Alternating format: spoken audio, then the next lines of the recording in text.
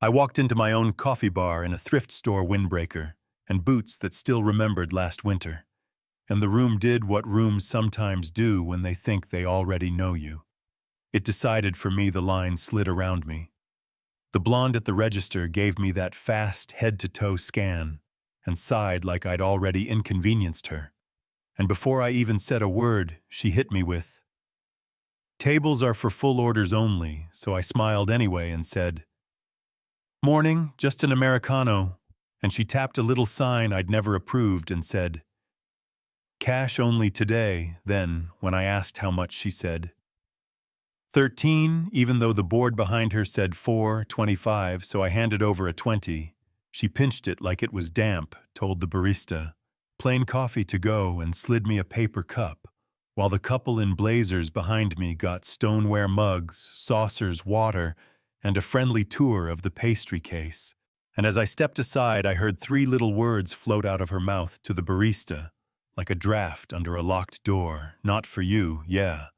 That happened, and it landed harder than it should, because I built this place from a campus cart and a leaky thermos, and my mother raised me cleaning bank lobbies at 3 a.m., teaching me how to notice the tiny choices people make when nobody's watching. I took the cup outside, stood in that soft gold light you get on River Point Avenue, and called Nate, my lawyer, and the one person who can hear anger in my voice even when I whisper, told him Cash only told him to bring the policy binders, told him to call Sloan too, because this wasn't about firing a rude cashier, this was about the air in the room. And that morning the air felt poisoned, you know what I mean? When Nate showed up 40 minutes later, looking like a closing argument, we didn't say a word to anybody. We just sat by the window and watched the pattern reveal itself like choreography. A dad with a Spanish accent stumbled through an order for his kids and got the long, loud sigh.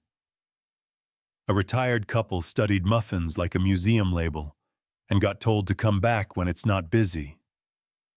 Meanwhile, half the tables were empty, and a white couple drinking black coffee got mugs, water, and smiles, as if the sun rose just for them. And I sat there thinking about my mother's voice. "You are going to build a room where nobody has to shrink to fit." And realized maybe my room was making people smaller behind my back. We could have ended it. There, pulled the footage, terminated for cause, wrote a neat statement about values and training. But cutting a weed at the stem just makes the root smile, so I asked Sloan to do what she does. And 3 days later, she laid a binder on my desk that made my stomach go hot and cold. At the same time, screenshots of Kelsey, yeah, she had a name tag, posting selfies in uniform during shifts with captions like, "My kind of people" and #premium crowd. A WhatsApp group called Service Spectrum, where front-of-house folks traded tips on how to discourage undesirables without getting caught. Little scripts about pretending the chip reader is down, offering disposables, only dragging your feet until people give up. And then the page that changed the whole story, our POS at this store had a custom field. The shift supervisor, Marla, called the premium protocol a PP toggle that quietly added a surcharge under different labels, rotated daily. Applied by 4 employees and trained to new hires by Marla. And if you're wondering whether they were coy about who qualified, they weren't. So we went back in the right way. Sloan wired me with a button cam that looked like it came with the jacket. 2 associates parked with laptops disguised as newspapers. Nate took the corner with a legal pad and a bored expression. And at 2:07 p.m., I walked up to the counter, and Kelsey looked at me the same way she had on Tuesday, like narrating a smell. "Back again," she said. "I asked for an Americano." She glanced at Marla, then told me there was a special promotion, 16, and asked if I wanted it to go. I said I'd sit. She said tables were reserved for full orders. I nodded at the couple drinking plain coffee out of mugs, and she said, "Regulars," and when I paid, she tapped the terminal. Sloan later froze the frame. You can see her finger hit PP, the amount jumps, And as she snapped the lid on the paper cup, I heard Marla behind me say, "People get brave when they don't know the rules." Which was funny because I've built a life on learning the rules better than the people who use them to keep you out. The next morning, the sign on the door said, "Closed for team meeting." 20 staff filed in backpacks, hairnets that field trip energy when you don't know if you're in trouble. Kelsey laughed like she was auditioning, confidence. I stood at the register in the only blue suit I own and said, "Good morning, I'm Jordan Cole. I own Harbor and Hearth." And you could feel the room divide. The ones who'd been doing the right thing exhaled the ones who'd been playing games. Started scrolling their mental calendars for everything they'd ever texted. We didn't waste time. Sloan rolled a projector. The wall became a movie nobody wanted to see. Service Spectrum chat with Kelsey's profile photo glowing in the corner, her caption under a selfie. "Some mornings are for my kind of people." A receipt with a bogus green tea upgrade added to an Americano at the exact minute I stood there in a windbreaker. Then the video from yesterday, me ordering Kelsey. Glancing her finger on PP, the number changing. Marla's line about rules, and I kept my voice flat, because I've learned power doesn't need volume. Context, I said, and theft. And when Kelsey tried to tell me I couldn't record staff without notice, I nodded at Dr. Vanessa Price, the labor and civil rights attorney, sitting by the espresso machine, who calmly explained that in a public commercial space there's no expectation of privacy for what any customer can see and hear, that an owner can document policy violations and potential civil rights violations. And when Nate added that saying about a promotion to inflate a price is just plain fraud, the room went still enough to hear the refrigeration hum.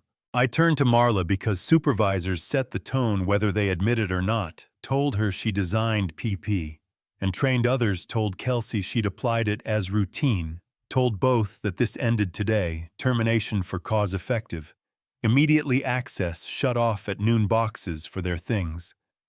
And then I looked at the rest and said the part that mattered more. Mandatory retraining for anyone who participated or stayed silent out of fear. A third-party confidential reporting line. A full audit of 6 months of receipts with mailed refunds for every overcharge. And a new bonus pool tied to mystery shop scores that measured simple respect, not latte art. And when Eli, the young barista who'd looked queasy on Tuesday, raised his hand and admitted he didn't know how to report any of it, I said the line that hurt to say out loud, but needed saying. I built the room. I should have built a better door for bad news to walk through. We boxed 2 careers and buzzed 2 badges off. The door clicked shut with a polite sound that felt too gentle for what had ended, and at noon we reopened, poured water for everyone who sat and started the slow work of cleaning the air. The refund audit went out, and notes came back. That made me put my head in my hands. People wrote thank you.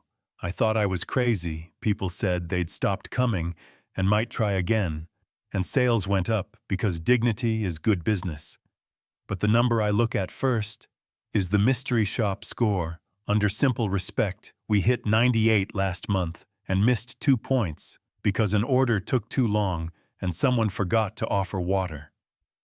I can live with those misses, and I started a scholarship in my mother's name and told the recipients to build a room. Eli didn't get promoted to supervisor because paperwork still eats him alive, but he runs water and welcome like a maestro and wears a little pin that says, "Ask me anything." Now here's the part that will split the comments. A national morning show called and wanted names and footage said it would make a powerful accountability segment. My PR team wanted me to do it.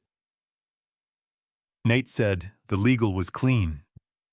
Price reminded me courts don't measure the human fallout of going viral, and I sat with that binder open to the caption, "My kind of people," and thought about paper cups, set a little too hard on counters, and about what happens when a person's name becomes a bonfire. Sometimes that's justice, sometimes it's just heat, so I said no to names, and yes to process. Told the producer we'd talk policy and refunds and the confidential line, not villains, Because the strongest segment is the anonymous manager in some other city who hears it and quietly deletes their PP field before Tuesday. And then a letter arrived from Kelsey, handwritten. The first paragraphs were built from excuses and familiar blame, but the last one sounded like a person taking a breath. She asked if I'd meet her for coffee, and I haven't answered yet. Which is where you come in, because I'm trying to build a room where nobody has to shrink to fit. And sometimes that means letting people sit in the mess they made, and sometimes it means pouring 2 mugs and listening. So tell me what accountability should look like. A written apology to every customer she surcharged, a recorded message to the staff she coached into cruelty, a shot at a job somewhere else after real training, or is the honest move to do nothing at all and let the page turn without her? Drop your city. Tell me if you've stood at a counter and felt small, or stood behind one and realized you made someone else feel that way. Argue with me about right and wrong and what justice should sound like when the uniform comes off. And if this kind of story matters to you, if you want rooms that breathe and coffee that tastes like dignity, hit subscribe, share this with someone who needs it, and meet me in the comments. I'll be there listening.